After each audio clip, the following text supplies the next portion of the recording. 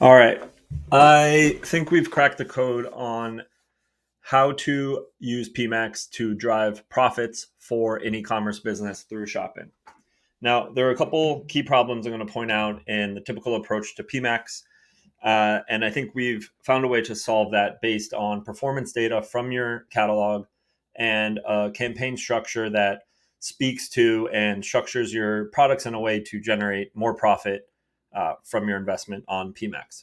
So, the overall problem with a lot of people's approach to PMAX is that you've got one campaign or a number of different campaigns, but what's happening is that the performance across your SKUs is getting blended.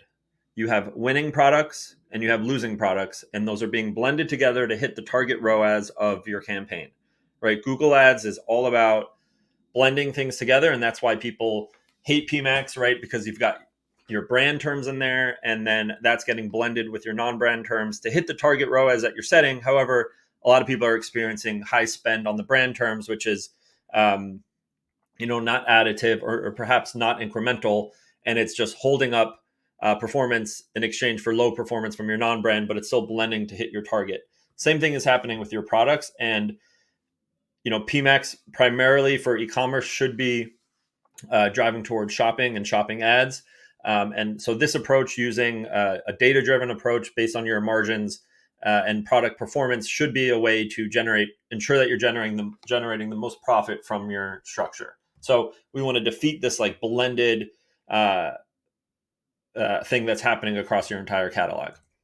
Now, a couple caveats with this approach, but they're the same caveats that's happening with your own campaign structure today.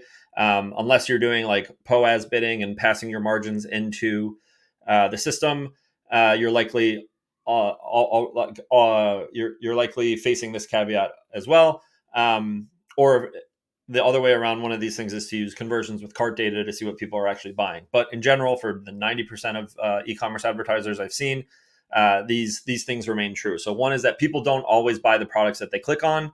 They'll click on something, get to your site, and buy something else. That is okay, but just understand that the performance that's happening that you're seeing on the product level may not be indicative of what they're actually buying. So by passing margin from the transaction back in, you could actually see what profit you're generating from a click, but it's okay if you're not doing that.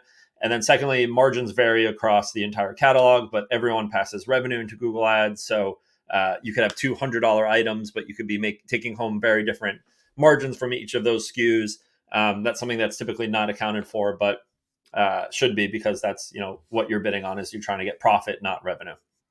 All right, so this all hinges on an excellent script from Mike Rhodes. You can find him on LinkedIn. I think it's about $180 or $200 to get his PMAX script. It's going to tell you a whole ton of things.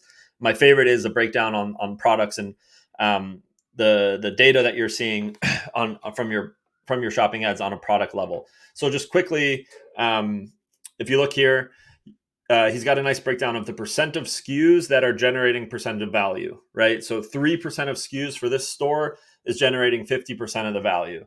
So that's just like kind of bonkers, right? And what's happening is a lot of these things are getting blended together so that you probably could be spending way more on these SKUs, but because you've got some underperformers, it's holding down the ability for these top SKUs to scale. So the script, which you should buy 100%, it'll tell you a ton of great things. I'm not getting paid for that at all. I just really love it, and he's doing God's work here. It's also going to break down your catalog into a bunch of interesting buckets, right? So first we've got, and actually I'll just hop to a different visual for the same thing to bring this home. So what you're able to do with the script is set different thresholds, right? So you could set a ROAS threshold. I want you to grade products or bucket products based on the ROAS that they're achieving, and then their spend, to see if SKUs are spending or not. And that gives you these really interesting buckets that we can do something with. So let's start in the top right with the winners, right? There are about 500 SKUs in this example store.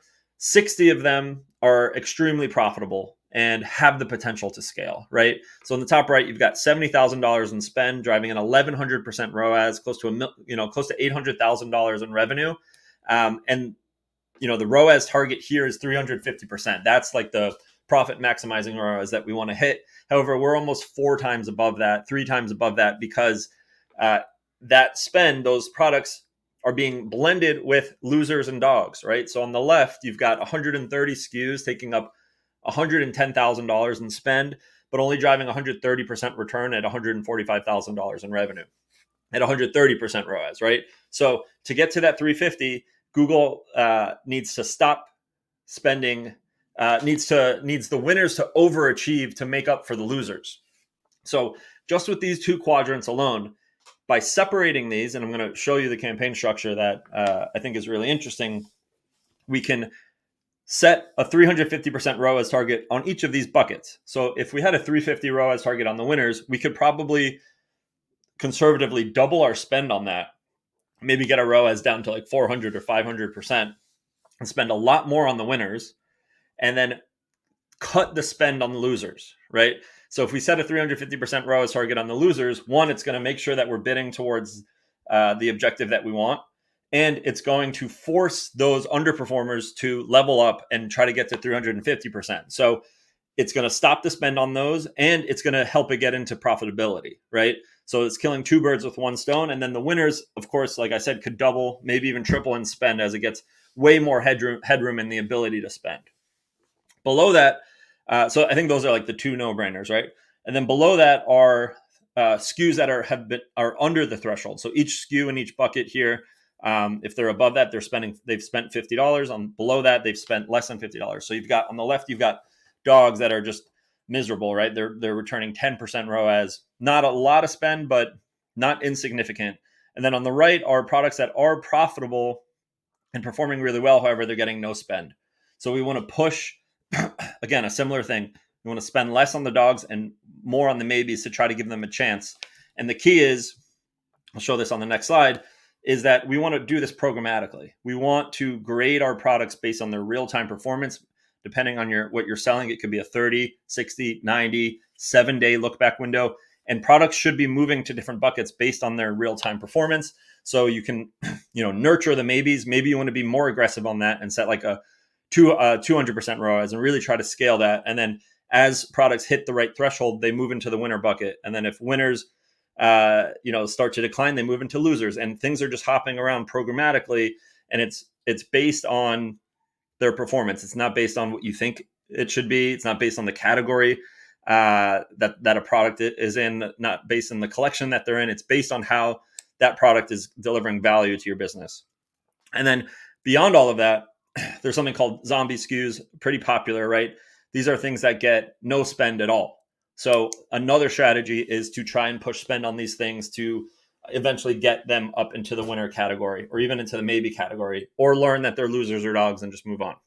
So what I think is really interesting with PMax are these asset groups, right?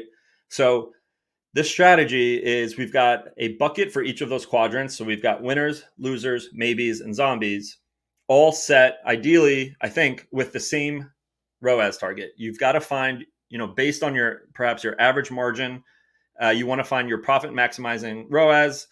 Let's say it's 350% based on your cost of delivery and whatnot. Each one is set with 350%. So that way your winners, you could really milk them and hit your target. Your losers, you can stop the spend and get them up to that level and make profit from things that were just draining your bank account before. You get your maybes up there, and then your zombies, maybe you want to be a little more aggressive with both of those. Maybe move it to a break-even spot to try to give them a chance and then move into a winner bucket.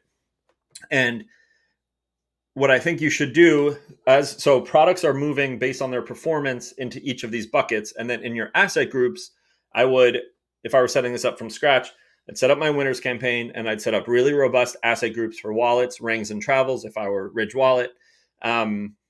And then mirror that across each campaign so that as products move from winners to losers or wherever they're going, they fit nicely into its own asset group so that it's equipped with the right assets for Google to push it. Now, the way that I would do this is we would set up a custom label. You would set up a score. You could do this manually every month, every week, or find a way to do it programmatically. You'd set up a custom label that would get appended to each SKU based on its last 30, 60, 90-day performance. And then whenever you rerun this analysis, the custom label for a SKU would represent where it falls based on your thresholds. And then your campaigns are set up to filter products by that custom label. So things are, anytime you run the analysis, or if you're able to automate it, it's able to hop from campaign to campaign. And that way you're maximizing profitability from your investment while still maintaining the right assets across your entire account. And you're truly just focusing on profitability and spending where you want to spend and stopping the spend where you shouldn't be spending. Try it out. Let me know.